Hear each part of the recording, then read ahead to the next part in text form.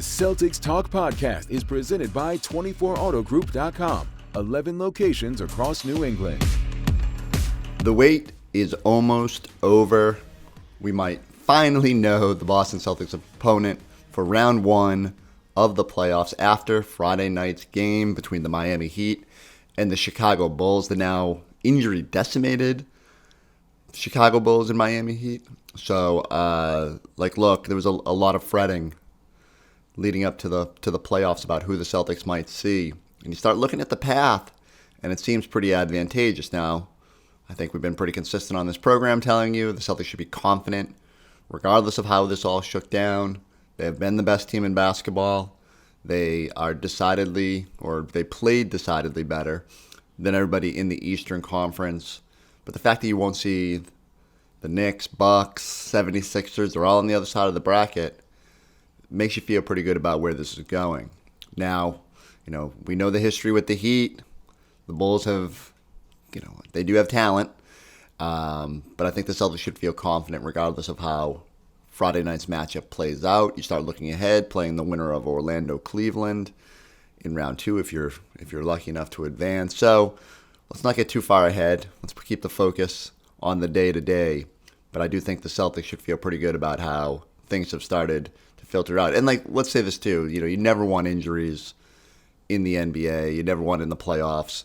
But sometimes regardless of how you look at it, it's usually the Celtics that are navigating those injuries. It's almost unique to see everybody else sort of having to battle that, at least as we start into this playoff journey. All right, to help us get to the finish line of this long wait for Sunday's Game 1, we have a couple more interviews that we got to do, our one-on-one sit-downs with a handful of Celtics players this week. In this episode, we're putting the spotlight on Jaylen Brown and Al Horford. With Jaylen, I thought it was interesting. We talk a little bit about his quest for all defense. We talk about just what it's like getting ready, the opportunity. Look, it feels like there's an obvious goal here, but Jaylen talks about the day-to-day process, going to war in the playoffs, and how it gets nasty and how you got to be ready for that. And then we talk to Al, who just has such great perspective on everything. After all these years, it's crazy to think that he was in that 2008 playoffs against the Celtics, and a lot of talk about what it's like playing in the Garden, and how much that encouraged him to come to Boston. So let's get right into it, starting with our chat with Jaylen Brown. Talked to Al the other day about all defense, and he said, we sat across the street 6 months ago, and you told me, I want it, this is what I want. And then you went out there and did it. But Al was saying that he felt like it had a trickle-down effect on the team. You buying in made everybody. How does that make you feel to know that, you set that tone? I think it feels good. It was a challenge I put on myself, but, hopefully, I get some recognition for it. I feel like I've been not only taking those challenges, but meeting the requirements of those challenges. The difference if you just win a guard, but you're not really doing nothing. I feel like, I've had a big impact on the side of the ball, which just been able to just create havoc, and hopefully I get some recognition for it. What did it feel like? You guys have had so much success during the regular season, but to finally get this chance to go back into the playoffs and accomplish some of the bigger goals, it feels like there's a definitive goal with this team. For sure, and the playoffs is another level. And that, you guys gotta look within and just unleash whatever it is that is just inside of you to go to that next level, because it's going to get physical, it's going to get nasty, it's going to get ugly. It's going to be a battle, a war, and your team got to make it home. You know what I mean? So whatever you got to do to go to that place is what you got to do. So I'm excited about that. Do you allow yourself to think about what it would feel like to accomplish that goal? Is that something you actively think about, or do you have to take it day by day in order to? I just take it day by day. You start trying to think about the end result, and I think that just messes you, man. That just throws you off. You got to have you got to be ready to die at any moment, You know what I mean? You got to be ready to lose or go home at any moment. So you got to treat it with that level of awareness and that level of survival. You're thinking about the end goal and already and we've never even been there. But you're thinking about the end goal and you're like rubbing your stomach. You know, teams are, that's how they get you. So you got to have that high level of alertness.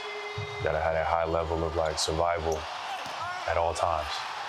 You signed that contract this summer. You know how it goes. People say like, oh, someone gets a big contract, they're gonna downshift. Like that's never been your thing to begin with. But like, how much does that sort of noise motivate you to come back to, whether it's nitpicking, left hand, whatever like the case may be, like to be that much better? Yeah, I think people don't take in consideration how extremely hard it is to do to fit in a role or a dynamic that, you feel that, if you have other opportunities elsewhere that you can be something totally different, But for me, I've always been about winning. And I think that's what the organization trusts from day one, is that, Jaylen is a team guy. But, it's always been a balance trying to decipher, how to be the best version of you and be the best version of you that's needed for this team. Sometimes those things are not always aligned.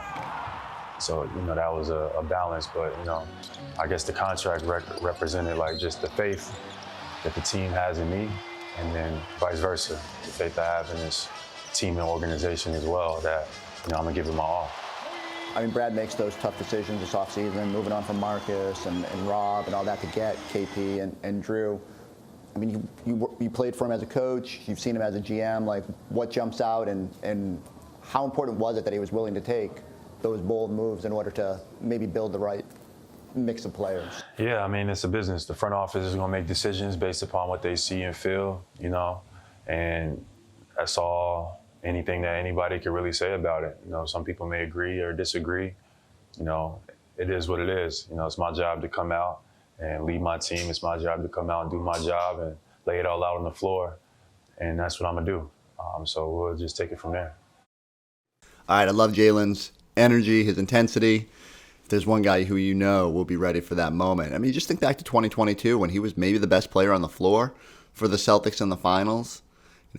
Jaylen's had an incredible season, and I'm eager to see what the next step is for Jaylen in the postseason. The most encouraging part was those minutes, that rare batch of minutes that you're going to have to survive without Jason Tatum on the court have been so much better this year. And Jaylen has done a good job of being, whether it's paired with Kristaps or having other starters on the floor, they've really navigated those minutes well. Can they keep that up in the postseason when you're just trying to get Tatum 4 or 5 minutes of rest over the course of a 48-minute game? All right, let's shift gears. Let's get over to the veteran, soon-to-be 38-year-old Al Horford. Here's my chat with him about getting ready for another playoff adventure. I want to start with the fun stuff. What's it like been having Ian out there with you throughout the season, being in the front row? It's pretty special. It's pretty special, especially he's getting older now, and he enjoys basketball, like understanding what I do, all the work that goes into it. He's behind the scenes with me a lot, as much as schools allows, obviously, but it's been really nice to have him there. You had that block to him at one point. Mm-hmm. I mean, what are those moments like? Do you have a greater appreciation the more this goes on, being around him? No question, because he those are memories that are going to stick with him. He remembers, and just seeing the joy in him and being such a Celtics fan, it really brings me a lot of happiness. You've had your dad along for some of this. What's it like to have all the generations of Horfords being a part of this? It's pretty special. I don't take it for granted. It's something that we embrace. We appreciate this, and my family is a big part of what I do, who I am, and not only having my dad, but my wife, my kids, my mom, all the support that I get. That goes a long ways for me. Knowing how much success you guys had during the regular season, I mean, what sort of, I don't want to say it adds pressure, but like, how good you guys can be. How much does that add to what's ahead here in the playoffs? Like, in terms of just embracing that challenge? Yeah, I feel like it's, I don't think there's added pressure. I think it's just, I'm excited. I'm very grateful for this moment, this position. It's very hard to, do what we've done in the regular season now, be so consistent, play so well. We had obviously key additions this offseason, and you never know if those things are going to work. Sometimes it takes time, and people have to realize, how quickly we've come together as a group and how we made it work. Just because you have the talent, doesn't mean that it's going to turn out to success. So I'm very happy for our group, and I'm just, embracing this. I thank God for this opportunity. It's a great opportunity that we have in front of us. How quickly did you know it was going to work? Obviously, you can look at the win total from the season and say, yeah, you guys were great. But was there a moment early on that you said this is the right mix of guys? I honestly think from the beginning, I got to give credit to Brad because he has a feel for what we have here in this locker room, and putting those pieces together and knowing the type of characters that they have, the kind of people that they are. But in our locker room, we have a great group of guys that want to win and they want to compete, and Jason and Jaylen, they just want to win. They want to enjoy this journey, and they've been very accepting and welcoming, and that's why I feel like we've been able to make it work. Tell me about that, because you've been along for most of the steps in Jason and Jaylen's journey. Where have you seen them grow? Where have you seen them sort of be the leaders of this team?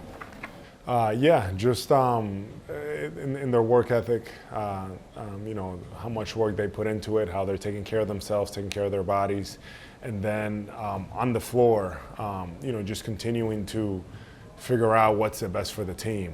So it's not so much what's best for myself, but they understand that at times it's very important for them to be very aggressive and to go score and to go get us stuff. But they are understanding now that it's just as important the impact that they have defensively, and to be able to take challenges on the defensive end and make sure that they're helping us. And when they do those kind of things, and they've been so consistent with it this year, that it raises our level of play. So there's no coincidence why we're the best team in the NBA. We have the best record. I think that them buying in defensively, not that they haven't in the past, but I think this year even more, the detail has been there. You said the other night, Jaylen all defense. Jaylen from the beginning has said he wanted that. Have you seen that desire, that understanding of wanting to be a two-way player? So when at the beginning you can say something, and for me I was very observant. I'm going to sit back and I'm going to see what happens here, and I just been impressed with what I've seen from Jaylen. Not shying away from anybody, any position, 1 through 5. He's trying to guard. He's trying to have an impact. And it's been felt. So he's done it, and that inspires the rest of our group and has put us in a really good position. So I really, I know it's just we just have to wait for that to happen, but I think it's going to happen. Yeah, well, that's coming from you, that means a lot. Can you take me back to that day? The 6 of you guys went into the room, I think, with Charles Lee, and the story was you sort of said, I'm okay with coming off the bench. How long had you been thinking about that? What was that process like? Just lead me through that whole scenario.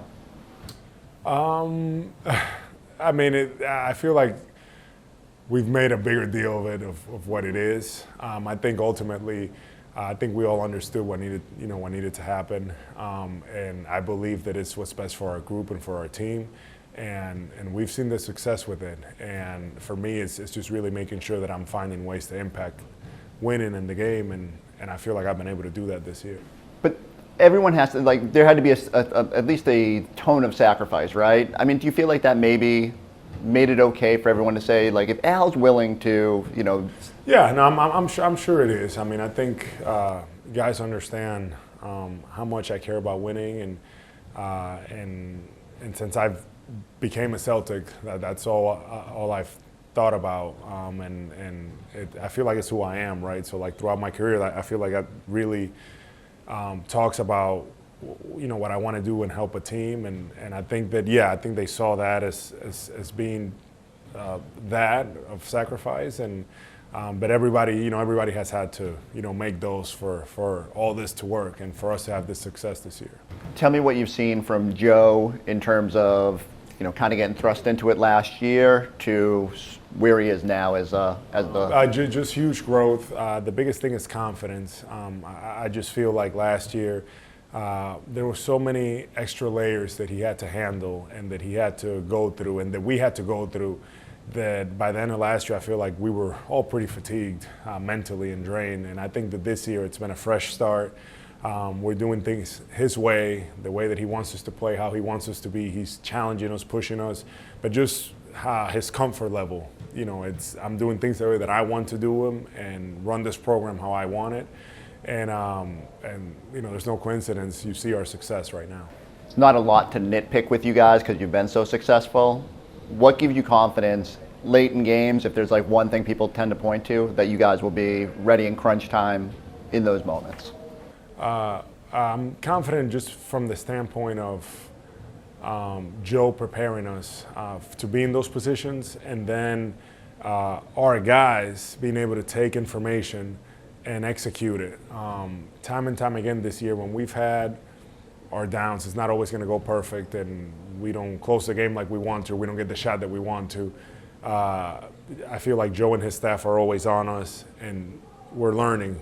It's information. We're learning good and the bad, things that we did well, things that we could do better. So that's what gives me the confidence that I feel like we have guys that are willing and that understand what it takes for us to, to get to that next level. What's it like inside TD Garden during the playoffs, and how excited are you to feel that energy again? It's electric. It's just if you're a basketball player, this is where you want to be. This is where you want to be playing in TD Garden. You want to feel the crowd. Just the energy is contagious. It happens even when you walk into the arena. So you walk into the Garden 3 hours before the game, just the drive up to the Garden, like you can feel it, like it's just different.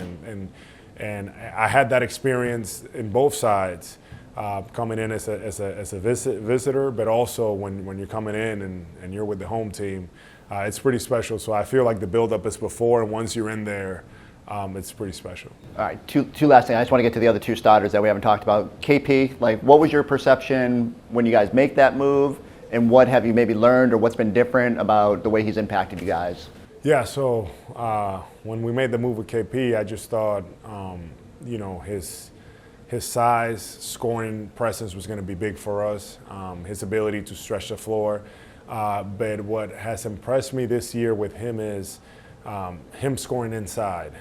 Him scoring in the mid-range. Like, I always thought of KP of stretch big, and he can do that, but I think that his ability to score in the paint and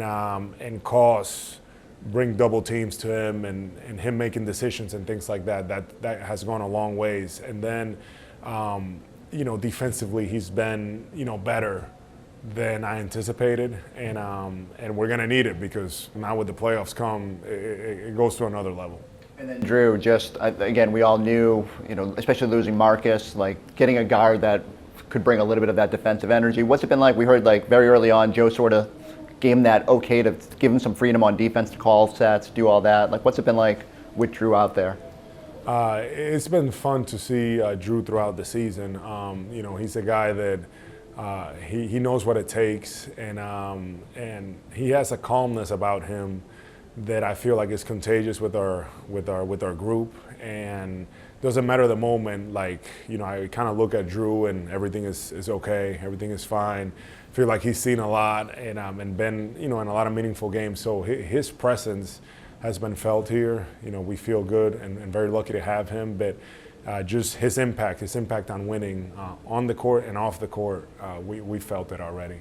Did this team need that? Did you need someone who's been through it? I guess need is the wrong word, but how beneficial can that be? It's very important. Yeah, there's no question about it, because he's the kind of guy that just being in this position, it makes it even better. It makes it better for us. We can lean on him. Can ask him different things, and he's been good sharing with us, talking to us about different scenarios, different things like that. But I know that once the playoffs start, I know that we'll even see his game go up to another level. So that's exciting for us.